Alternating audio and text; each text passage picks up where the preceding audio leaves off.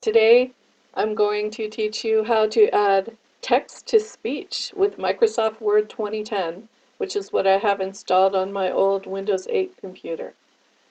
So, if you want Microsoft Word to read to you, this is a good way to edit your work because you can hear it spoken out loud without wearing out your own voice, especially if you have a lot to read.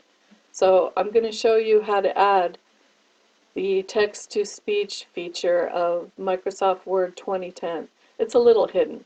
So above your ribbon, I hope you can see my cursor, click on this little arrow right here where it's Customize Quick Access Toolbar. And you're going to drag your mouse down to More Commands to customize. Okay, now we're going to look for the command to speak.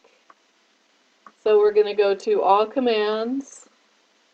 Go down to Speak. There it is right there. And you click on Add, and you're adding this to your Quick Access toolbar. See it? How it moved from the left to the right column? Now click on OK, and there's your button for Speak Selected Text.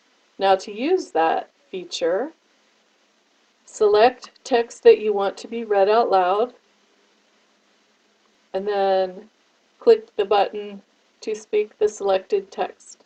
When Police Chief Jack Lee stumbles on an unidentifiable body, drowned, drained of blood, and cast upon the banks of an inland salt lake on Cedar Island, a clue draws him into the secret life of John Glover, the local mystery author and the only private eye on the island. And that's all there is to it.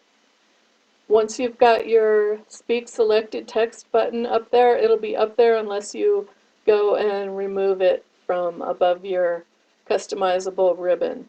So thanks for tuning in to my very first Microsoft Tips video for Microsoft Word 2010. Thank you for coming, and I hope you come back.